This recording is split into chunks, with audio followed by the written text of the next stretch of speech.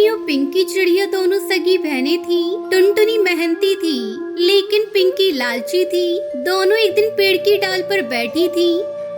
अरे पिंकी, मैं सोच रही थी कि हमें कुछ खेती करनी चाहिए जिससे हमारा गुजर बसर हो सके और हमें दाने की तलाश में न जाना पड़े। बहन, तुम तो सही कह रही हो, लेकिन हम खेती करेंगे किस चीज की? हमें तो कुछ उगाना भी नहीं आता, फिर हम खेती कैसे करेंगे? तो उसकी चिंता मत कर, हम जंगल में आए नए बांस चाचा से जाकर पूछ लेंगे, उन्हें बड़ी अच्छी खेती करनी आती है। बात तो तू सही कह रही है, चल बांस चाचा के पास चलते हैं। तब तक आप लोग हमारे इस वीडियो को लाइक और अगर आपने हमारे चैनल को सब्सक्राइब नहीं किया है तो जल्दी से सब्सक्राइब कर लें और कमेंट सेक्शन में जरूर बताएं कि आपको हमारी ये कहानी कैसी लगी। दोनों उड़कर बुल्ला बाज के पास पहुंच जाती है। बुल्ला बाज अपना काम कर रहा था। बांस चाचा, अरे ओ बांस चाचा, तुम क्या कर रहे हो? अरे कुछ नहीं, बस खेतों का ही काम कर रहा था। ऐसी दवाई बना रहा था जिससे फसलों में कीड़े ना लगे और मेरी फसल बहुत अच्छी हो जाए। लेकिन ये तो अच्छी बात है, फसलों में कीड़ा लगेगा तभी तो हमें कीड़े खाने को मिलेंगे। तुम तो बच्ची हो, बच्ची ही रहोगी। तुमको बस खाने की पड़ी होती है। अरे कीड़े तो हम एक दिन में खाकर खत्म कर देंगे, लेकिन हमें जिंदा रहने के लिए तो खेती करनी पड़ेगी ना, ताकि हम बरसात के मौसम में आराम से बैठकर खा सके। चाचा, तुम्हारी बात बिल्कुल सही है, हम इसी काम से तुम्हारे पास आए थे। अच्छा, आज कौन सा काम था ऐसा कि तुम दोनों छोटी चिड़ियों को चाचा की याद आ गई? हम भी खेती करना चाहते हैं, लेकिन समझ नहीं आ रहा है कि हम किसकी खेती करें। अरे तुम दोनों को खेती करने की क्या जरूरत है? तुम दोनों मेरे यहाँ से ही दाना पानी लेकर चली जाना। चाचा, हम भी मेहनत करना सीखना चाहते हैं। हाँ तो एक काम करो, मेरे पास मटर के बीज रखे हैं, तुम दोनों मटर की खेती कर लो। बुल्ला बाज उनको खेती के बारे में सब बता देता है। दोनों अपने घर के पास आ जाती है। ये जमीन बहुत अच्छी है हमारी खेती करने के लिए, हमें इस जगह पर ही खेती करनी चाहिए। पिंकी लालची किस्म की थी, वो कुछ सोचकर कहती है, नहीं नहीं, ये तो हमारे घोंसले से बहुत दूर हो जाएगा। तुम ऐसा करो, मेरे घोंसले के पास खेत बना लो, मैं वहाँ से उस पर निगरानी भी करती रहूंगी। अरे वाह, ये तो बहुत अच्छा रहेगा।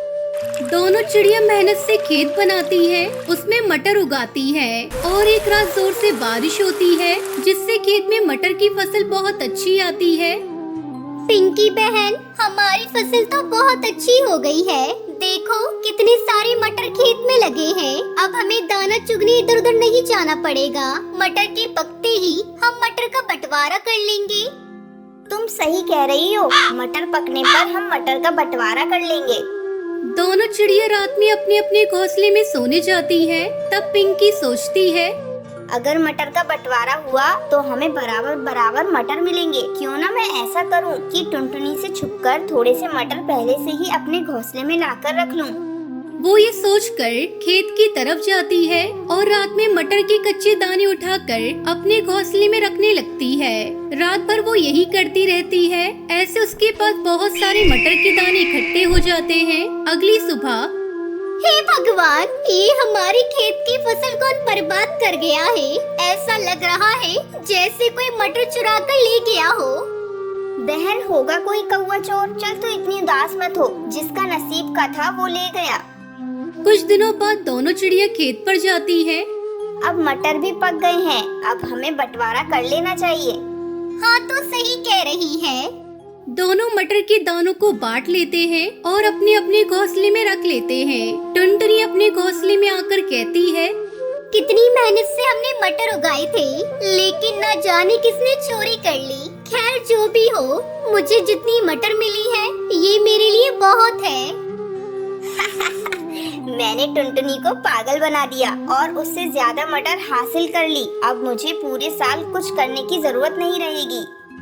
वो सो जाती है, लेकिन कुछ दिन बाद उसके हरी मटर के दाने खराब हो गए थे, जिस वजह से सूखे मटर भी खराब होने लगे थे और देखते ही देखते सारे मटर के दाने खराब हो गए। तब वो बैठकर रोने लगी। टुनटुनी उसके पास आई। अरे पिंकी बहन, क्या हुआ? तू रो क्यों रही है? बहन, मेरे सारे मटर के दाने खराब हो गए हैं। लेकिन मेरे मटर के दाने तो बिल्कुल सही हैं। तेरी मटर के दानों को क्या हुआ? मैंने लालच में आकर उस रात हरी मटर के हरे दाने चुरा कर रख लिए थे। ठीक से पक्के ना होने की वजह से वो मटर के दाने खराब होने लगे और उन्होंने बाद में सूखी मटर के दानों को भी खराब कर दिया। मेरा लालच मेरे किसी काम नहीं आया। मैं भूखी मर जाऊंगी। एक भी मटर का दाना नहीं बचा। तुझे अपनी गलती का एहसास तो हुआ। और हाँ, लालच करना बिल्कुल भी सही बात नहीं है। तो चिंता मत कर, मेरे मटर के दानों में से आधे मटर तू ले ले। बहन, मैंने तेरे साथ धोखा किया, फिर भी तूने मेरी इतनी मदद की, इसके लिए बहुत बहुत धन्यवाद। कोई बात नहीं, कम से कम तेरे लालच की आदत तो दूर हो गई। हम फिर से खेती कर लेंगे।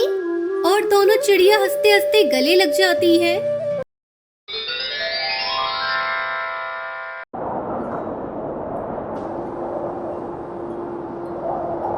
मुंबई में एक घना जंगल था। जंगल में कालू नाम का चोर रहता था।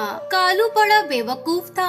काफी हथियार लेकर रात को चोरी करने निकलता, लेकिन सुबह खाली हाथ वापस लौटता, क्योंकि कालू का वो बेवकूफ था। पूर्णिमा की रात थी। रात के 12 बजे थे। कालू का वो हाथ में हथियार लेकर चोरी करने निकला। एक बड़े घर के सामने आया और घर के पीछे पिछली दीवार तोड़ने लगा। आवाज होने की वजह से घोंसले में सोई टुनटुनी चिड़िया जाग गई और समझ गई कि कालू चोर आया होगा। लगता है कालू बेवकूफ चोरी करने आया है। इससे पहले कि घर की दीवार तोड़ दे, मुझे उसे रोकना होगा। टुनटुनी घर के पिछवाड़े आई और उसने देखा कालू को वो दीवार तोड़ रहा था। क्या रे कालू, क्या कर रहा है? चोरी करनी है, दीवार तोड़कर घर में घुसना है।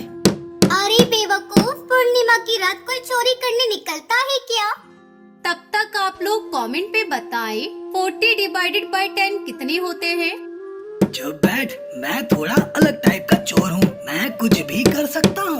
बाकी चोर डरपोक होते हैं, उनसे मेरी तुलना न कर। मुझे मेरा काम करने दे। कालू की बात सुनकर टुनटुनी सोचने लगी। चलो, अभी अपने जाल में फंस गया है। आखिरी चाल चलती हूँ और फिर आराम से घोंसले में जाकर सो जाती हूँ। फिर टुनटुनी कालू से बोली, अगर तू कुछ भी कर सकता है और तू बाकी चोरों की तरह नहीं है तो ये साबित करके दिखा। उसके लिए क्या करना होगा मुझे? बाकी चोर धन दौलत चुराते हैं, तू ना चांद की चोरी करके दिखा। टुनटुनी की बात सुनकर कालू ने चांद की तरफ देखा और फिर टुनटुनी से बोला, ओके, मंजूर है। कल सुबह चांद मेरे हाथ में होगा।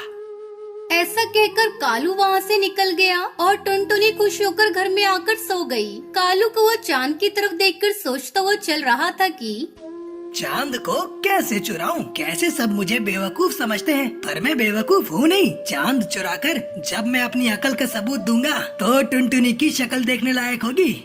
तभी कालू को वो जंगल में आया और रास्ते में खड़े ट्रक को चुराकर ट्रक को एक मैदान में लाकर खड़ा कर दिया। फिर एक चमगादड़ और एक लंबी रस्सी निकाली। रस्सी का एक सिरा उसने चमगादड़ के गले में अटका दिया और दूसरा सिरा ट्रक के पीछे बांध दिया और चमगादड़ को चांद की तरफ फेंक दिया। देखते ही देखते चमगादड़ आसमान चीर कर ऊपर उड़ा तो उसके साथ साथ रस्सी भी उड़ने लगी। चमगादड़ उड़ता रहा और उड़ते उड़ते चांद पर जाकर उल्टा लटक गया। फिर क्या था, कालू खुश होकर ट्रक में बैठ गया और ट्रक चलाने लगा। ट्रक की ताकत से रस्सी बंधे चमगादड़ को खींचने लगा तो चमगादड़ के साथ साथ चांद भी हिलने लगा और देखते देखते चांद जमीन पर आकर गिर गया। कालू झट से ट्रक से उतरा और उसने चांद उठा लिया।